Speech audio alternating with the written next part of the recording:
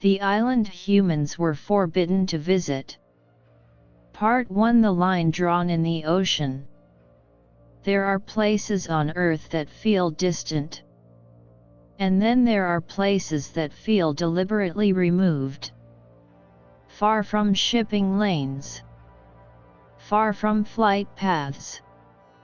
Far from tourism maps. An island like that does not advertise itself. It does not invite curiosity. It simply exists. And for decades, it was forbidden. Not discouraged. Not difficult to reach. Forbidden. The island rests in warm waters, surrounded by reefs sharp enough to tear open careless boats. From a distance, it appears peaceful. Dense green canopy, pale beaches, and waves that break gently along its edges. But approach closer, and something changes. The birds thin out. The shoreline grows strangely quiet. And there are no docks. No piers. No signs of trade. No visible welcome. This was not an abandoned island. It was protected. The first recorded sightings. Long before satellites captured its outline from above, sailors marked it on hand-drawn charts. They described smoke rising from the trees. They described figures watching from the shore. They described arrows.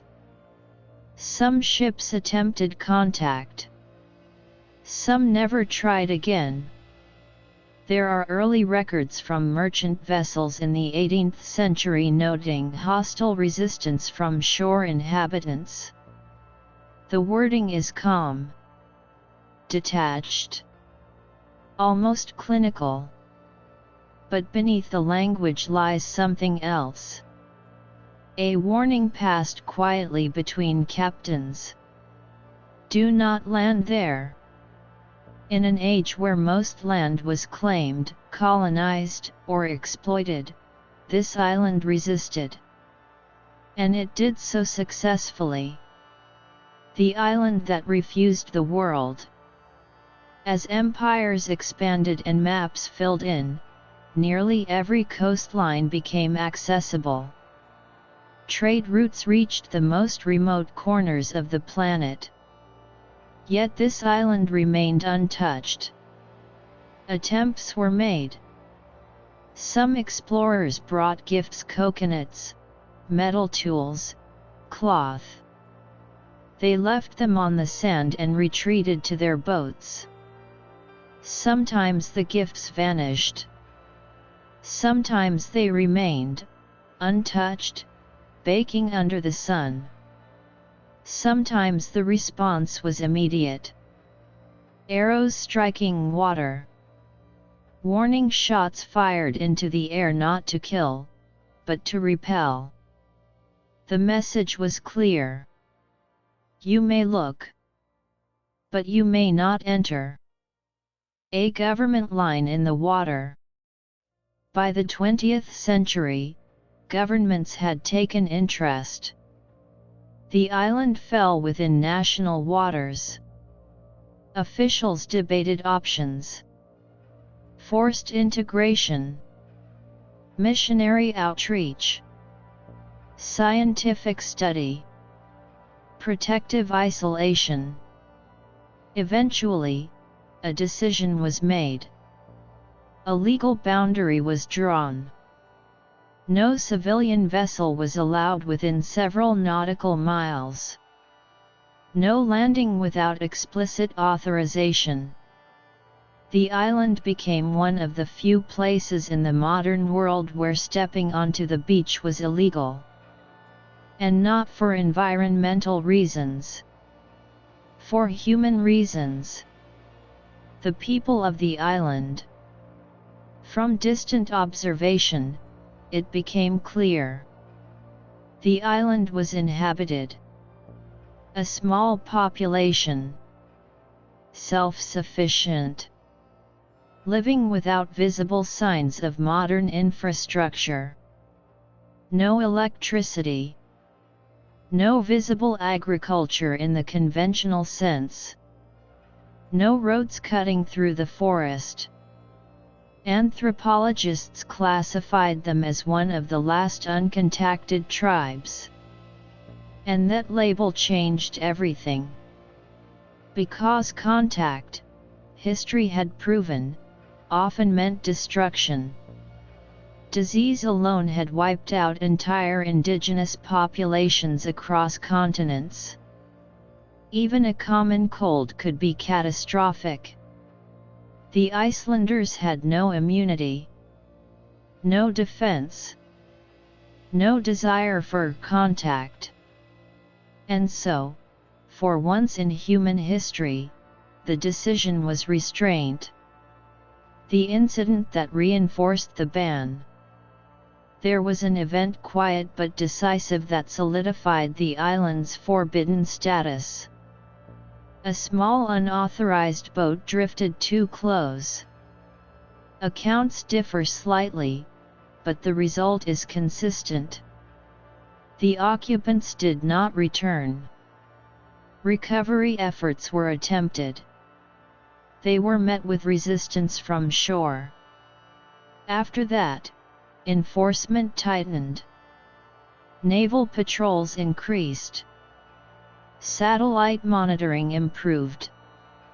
And the message became absolute. Do not approach. The psychology of the forbidden. There is something about restriction that intensifies curiosity. The more unreachable something becomes, the more it occupies the imagination. Why would a place reject the world? What secrets could remain untouched in the 21st century? What kind of society survives without outside influence? Speculation grew online. Conspiracy theories bloomed. Some imagined hidden resources. Others imagined ancient rituals. Others still imagined something darker. But the truth may be simpler. Perhaps the Icelanders did not wish to change. And perhaps that choice in a world constantly reshaping itself feels unsettling. What satellites reveal?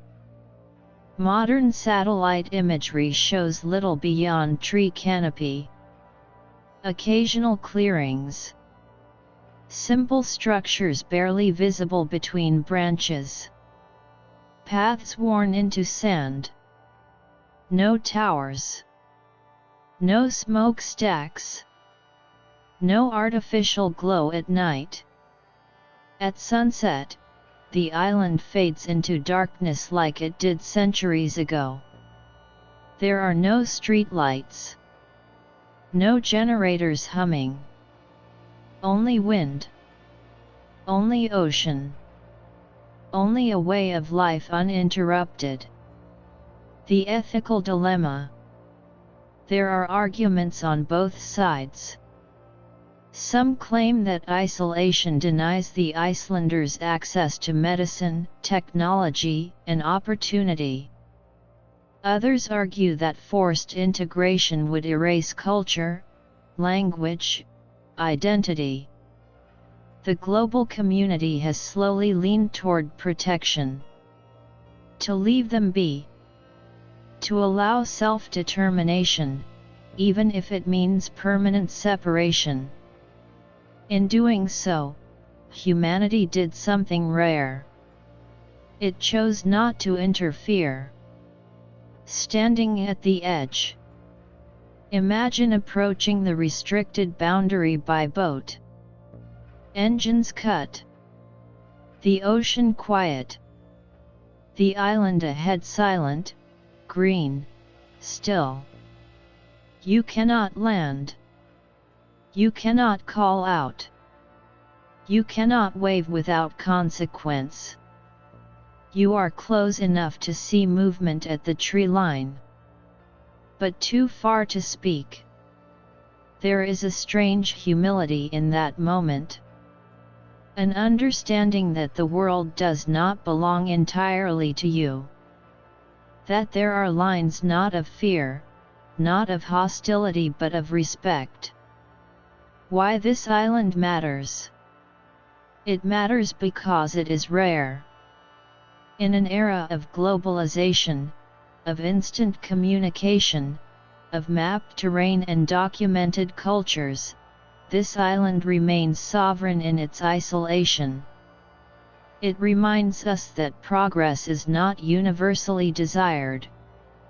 That connection is not always welcomed. That autonomy sometimes requires distance. The Forbidden Island is not dramatic in the way volcanoes are. It is not lethal in the way toxic zones are. It is simply firm. And that firmness commands attention. A quiet ending for now. As the sun sets over the water, the island becomes silhouette. The boundary remains invisible but absolute. Boats turn away. Aircraft alter course. The world moves on. But the island remains. Unchanged. Uninvited. Unentered. And perhaps that is exactly how it should be. Part 2. When the world tried to cross the line. The boundary around the island was not drawn overnight. It was written slowly in failed attempts, in miscalculations, in moments when curiosity outweighed caution. And every time the world tried to cross the line, the island answered the same way. Not with diplomacy. Not with negotiation. But with distance. Early contact attempts. In the 19th century, colonial administrators believed isolation was temporary. They assumed contact was inevitable. Explorers landed briefly under armed escort. They brought translators from nearby regions, hoping linguistic similarities would bridge the divide. It did not. The Icelanders did not approach peacefully. They did not accept gifts eagerly. They did not express visible interest in trade. They stood their ground. Observers described them as alert, organized, protective of territory. The explorers left. And for a while, they did not return. The pattern becomes clear. In the decades that followed, a pattern emerged.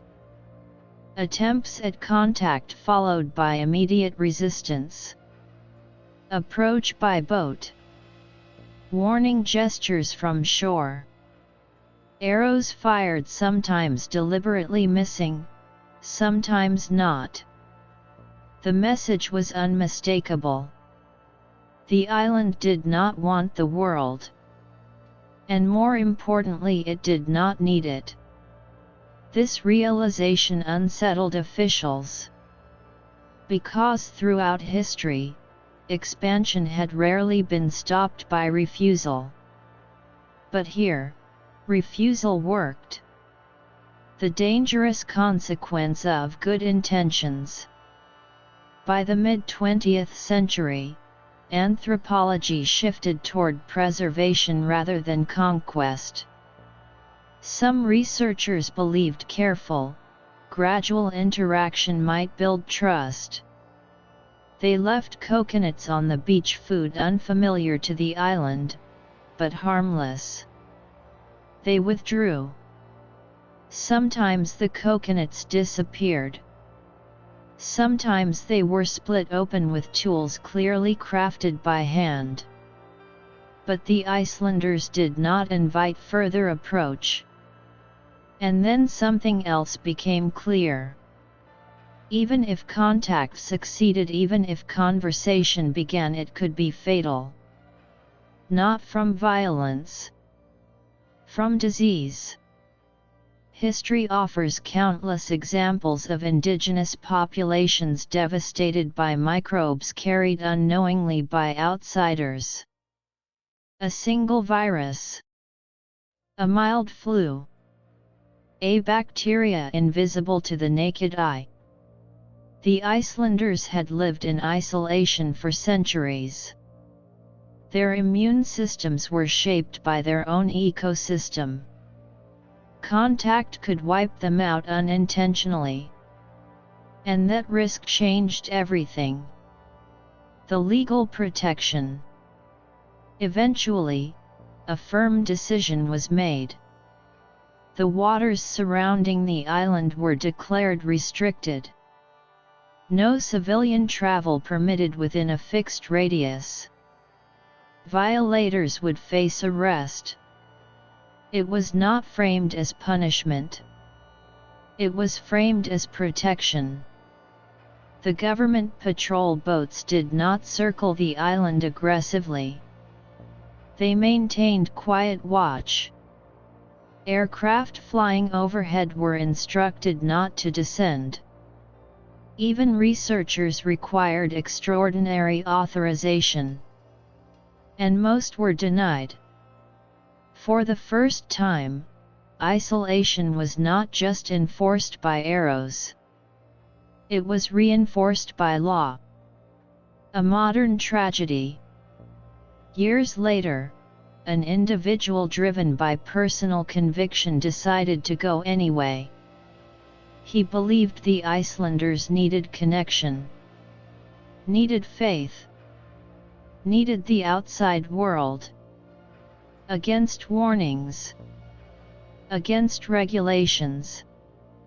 Against advice from experts who had studied the island for decades. He approached by boat. Accounts indicate he reached the shore briefly. What happened next was swift. The island responded as it always had. Defensively.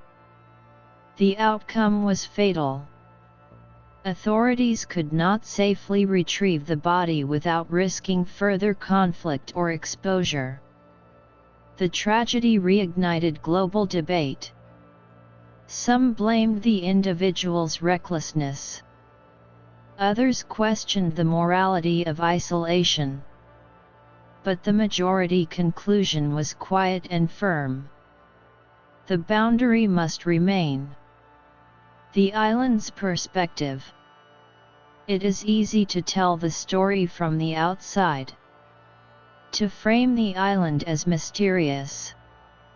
To romanticize its resistance. But consider the perspective from within. For generations, the Icelanders have lived according to rhythms shaped by tides, seasons, forest, and reef. Their language evolved without outside influence. Their tools were crafted from materials available on the island. Their stories, myths, and knowledge systems grew internally. From their point of view, the outside world arrives only as intrusion. Strange boats. Strange sounds. Strange objects left behind. Why would they trust it? Why would they welcome it? Isolation, to them, is not confinement. It is continuity. The global fascination. Despite restrictions, fascination continues. Online forums speculate endlessly. How do they build tools? How do they hunt? What do they believe about the ocean horizon? Do they know other civilizations exist? The questions multiply precisely because answers are scarce. But perhaps the absence of answers is the point. In a world saturated with information, one blank space remains. One coastline not live-streamed. One culture not digitized. And that blankness exerts a quiet gravitational pull. Satellite silence. Modern satellites can capture images of nearly any location on Earth. Yet even high-resolution imagery reveals little. Tree canopy hides most daily activity. Occasional figures can be seen near beaches. Simple shelters appear between branches. Smoke rises from controlled fires. But beyond that silence, no social media, no documentation, no interviews.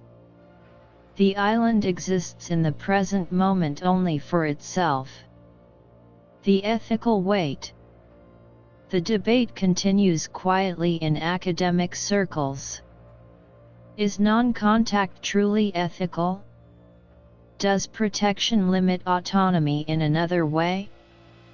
What if the Icelanders someday seek connection?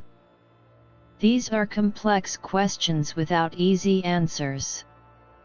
But for now, the guiding principle remains. Do no harm. And sometimes doing no harm requires doing nothing at all. Standing at the border. Imagine once more standing at the invisible maritime boundary. The GPS indicates you are at the limit. Ahead lies the island. Behind lies the modern world. You could cross. Physically, it is possible. But law, history, and consequence press against that impulse. The water between you and the shore feels heavier. Not because it is deeper, but because it carries meaning. You turn away, and the island remains untouched. Why this story endures? It endures because it challenges assumptions. We assume access is a right. We assume connection is progress. We assume isolation equals vulnerability. But the island suggests another possibility. Isolation can be strength. Refusal can be sovereignty. Distance can be protection. In an interconnected age, the island stands apart. And in doing so, it teaches something rare. That not every door must open. Night falls over the ocean. From a distance, no lights appear on the island. Only darkness.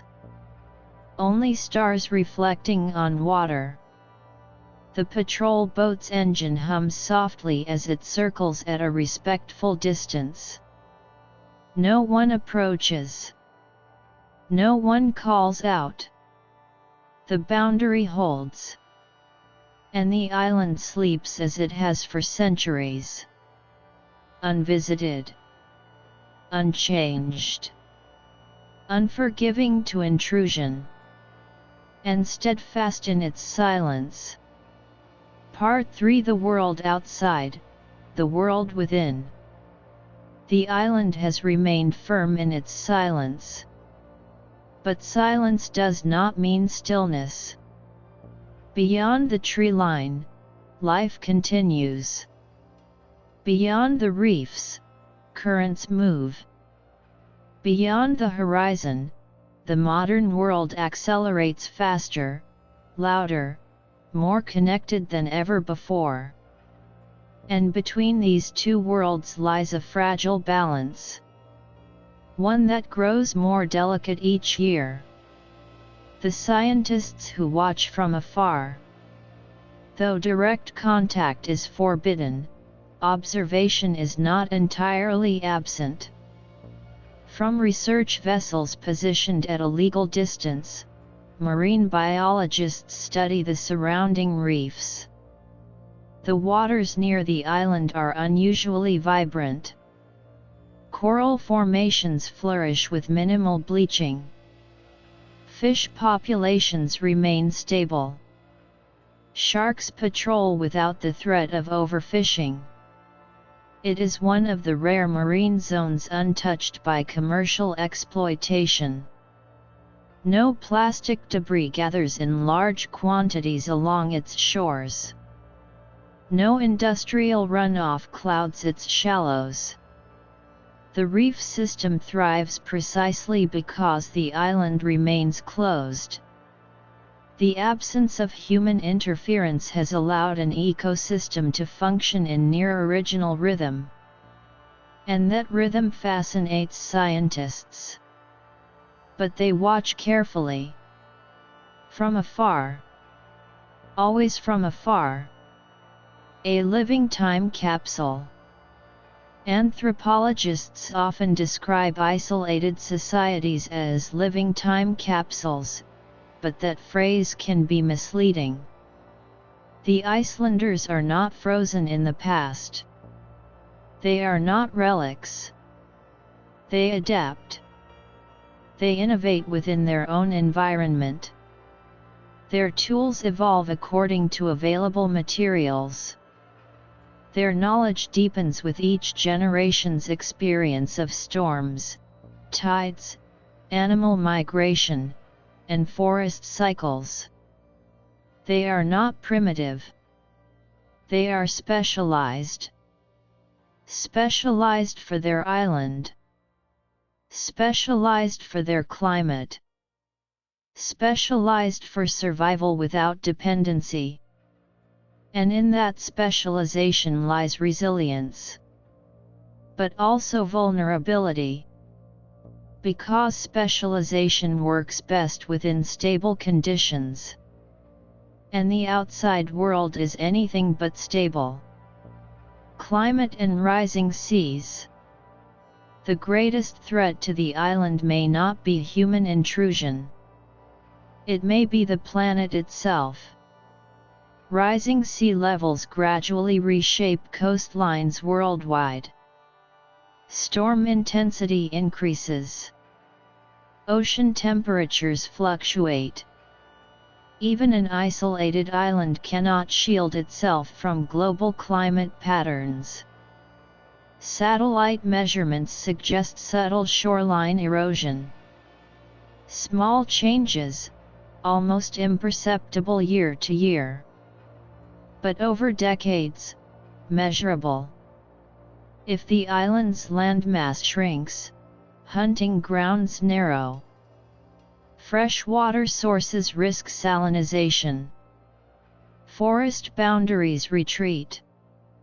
The Icelanders may not know the phrase climate change. But they would notice altered seasons. Unpredictable tides. Stronger storms. An adaptation would once again be required. The question of intervention.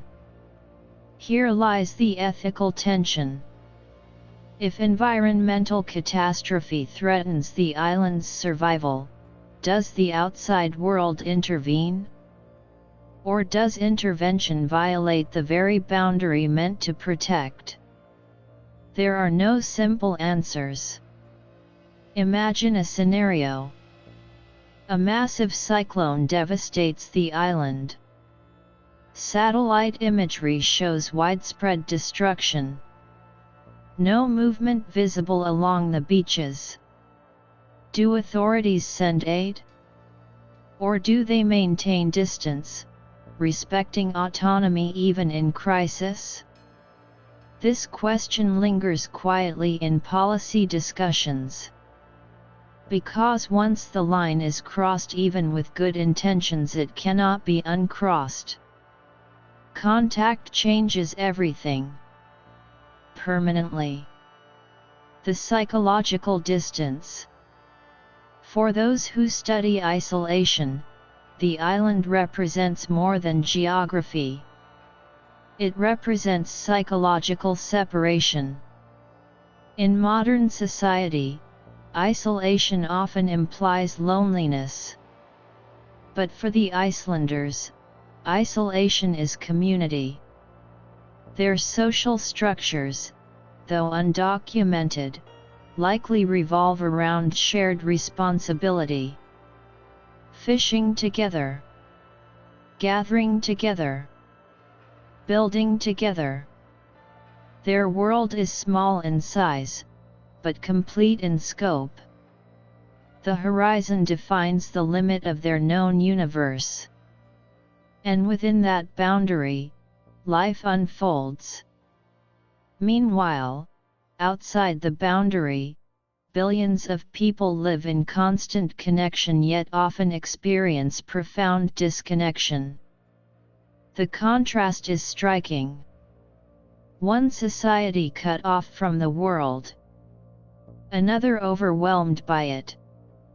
Technology and temptation. As drone technology improves, so does the temptation to bypass restrictions. A drone launched from international waters could capture detailed footage. Some have attempted it. Authorities intercept when possible. But technology tests the strength of the boundary in new ways. Even without landing, surveillance can feel invasive. Does observing from above violate the spirit of protection? Or is it harmless curiosity? Each advancement forces reconsideration. Because while the island resists boats with arrows, it cannot shoot down satellites. The modern world watches whether the island consents or not. And that imbalance is uncomfortable. Generational shifts. Another quiet question remains. What happens if the Icelanders themselves change their minds? Isolation is maintained by both sides. But what if curiosity grows within? What if younger generations see passing ships and wonder? Would they signal differently? Would they attempt approach? Would authorities respond? There is no precedent for a voluntary emergence from such long-term isolation. If that day ever comes, it would require extraordinary care. Medical preparation, cultural sensitivity, mutual patience. Because integration, once begun, cannot be reversed. Lessons from history. History offers cautionary tales. When isolated communities encountered industrial societies abruptly, outcomes were often tragic. Disease spread rapidly. Cultural erosion followed. Dependency replaced autonomy. The island's continued isolation may be the first time in history where restraint was chosen before irreversible damage occurred. That makes it significant. Not as spectacle, but as precedent. It proves that modern civilization can choose limits. That expansion is not always the answer. The island at dusk. Imagine the island now. Late afternoon. The tide receding slowly over coral. Children running along sand warmed by sun. Fires beginning to glow beneath cooking racks. No engines. No distant hum of infrastructure. Just wind through trees. Just waves folding gently onto shore. From the outside, this scene feels ancient. But to those living it, it is simply present. Normal. Complete.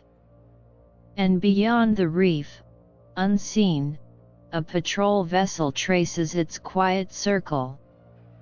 Watching. Guarding. Not intruding. The fragility of the line. The boundary that protects the island is not a wall. It is a decision. And decisions require maintenance. Political priorities shift. Leadership changes. Budget constraints emerge. The enforcement of distance depends on continued will. If someday that will weakens, the island's isolation could dissolve quickly. Tourism companies might lobby for controlled visits. Media outlets might push for exclusive access. Curiosity, monetized. Protection, tested. For now, restraint holds. But restraint requires vigilance. A world that knows, yet does not touch. Perhaps what makes the island so powerful symbolically is this. We know it exists. We can locate it on a map. We can see it from space. And yet, we do not step onto its sand. Knowledge without possession. Awareness without access. In a culture driven by ownership and experience, that is rare. And rare things carry weight. As night falls once more, the island fades into shadow. The patrol boat reduces speed. The ocean darkens to ink. Somewhere beyond the trees, laughter may echo. Or storytelling. Or silence. The world outside continues spinning, markets opening, cities glowing, data streaming across cables beneath the sea. But here, just miles away from shipping lanes, another rhythm persists. Unconnected. Unmonitored in spirit, even if watched in outline. The line remains. And for now, it holds. Part 4: The Island's Future and Humanity's Lesson. The island has survived centuries of curiosity, storms, and waves of history. It has resisted exploration, exploitation, and integration. But every moment that passes raises the same question.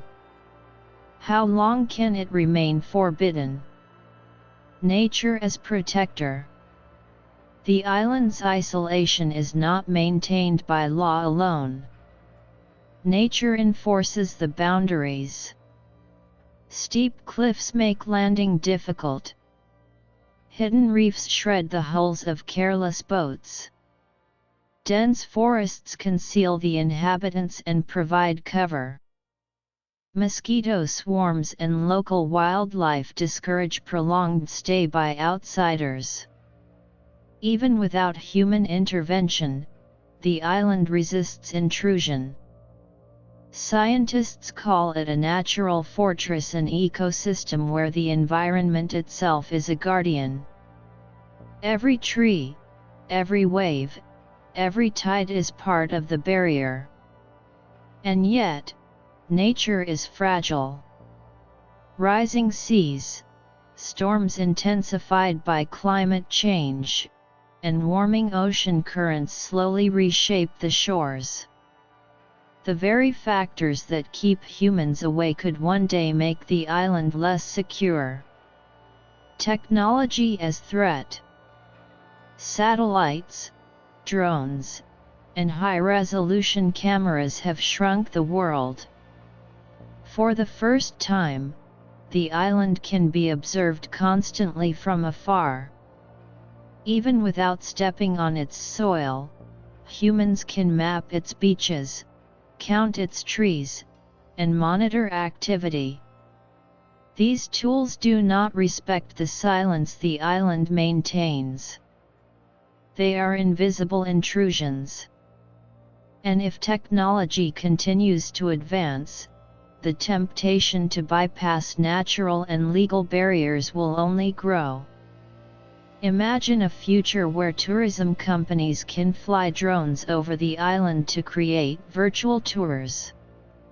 Or research organizations attempt to land robots with advanced sensors. The line between observation and intrusion becomes thinner with every new invention. Cultural survival. The heart of the island's forbidden nature lies not in its geography or law, but in its people. The Icelanders have preserved their culture for generations. Language, traditions, knowledge of the land, and survival skills remain intact because they have remained isolated. One brief contact could introduce foreign diseases, new technologies, or ideas that would irrevocably alter their society. Isolation has protected not only their lives, but their identity. And that identity is delicate. Even minor disturbances could lead to cultural erosion. The island reminds humanity that sometimes non-intervention is the most profound act of respect. The ethics of forbidden lands. The existence of this island forces difficult ethical questions. Do humans have a right to access every corner of the planet? Does curiosity justify intrusion? Or is restraint sometimes a moral obligation? Many argue that modern society often undervalues restraint. We assume access equals entitlement. But this island challenges that assumption. It exists in a space where human desire meets human responsibility. A test of patience. The island has outlasted centuries of explorers and governments. Every failed landing reinforces the boundary. Every refusal strengthens the lesson.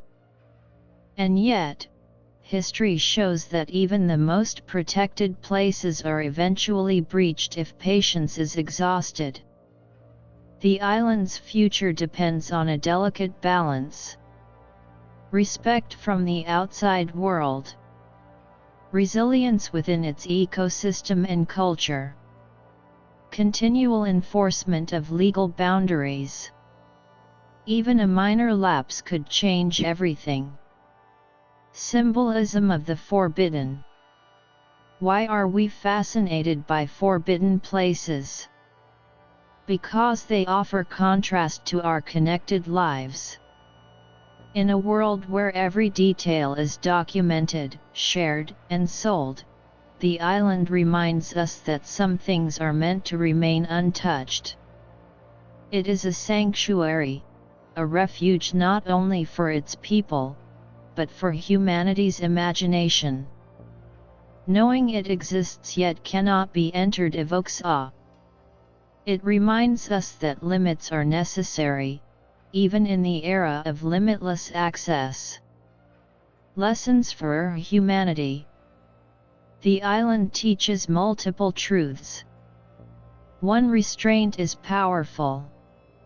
Choosing not to act can protect life and culture. 2. Nature is sovereign. Geography, ecosystems, and wildlife can enforce boundaries humans cannot replicate. 3. Cultural preservation requires distance. Identity can thrive only when interference is minimal. 4. Ethics sometimes outweigh curiosity. The human desire to know must be balanced with respect for those who choose separation. These lessons extend beyond the island. They apply to uncontacted tribes elsewhere, fragile ecosystems, and even human relationships. Imagining the future. Imagine the island 50 years from now. Sea levels have risen slightly. Technology has advanced further. The world outside has grown louder, faster, more connected. And yet, the island may remain quiet, green, and self-sufficient, preserving its traditions and autonomy, teaching humanity, silently, about the value of limits. Or, it may not. A single breach, whether by technology, law, or human error, could change everything. The choice belongs to those who respect the boundary. A final reflection. As night falls over the Forbidden Island, consider this. Some places are off limits not because they are dangerous, not because they are mysterious, not because they are desirable, but because they must remain untouched for the world to respect them. The island does not scream. It does not threaten. It simply is. And in that simple existence, it teaches more than many of us will ever learn. That the most profound exploration sometimes begins not with stepping forward, but with knowing when to turn away. This concludes the island humans were forbidden to visit. From centuries of isolation, natural defenses, and human respect, the story offers a rare lesson in restraint. Humanity does not own every corner of the earth. Some mysteries are preserved by inaction. The most forbidden places survive because we choose not to enter. As the camera of your imagination pans away from the island, the waves lap softly. The forest rustles in the wind. The night sky glows over the distant horizon. And the island waits, as it always has, untouched, unspoiled, and forbidden.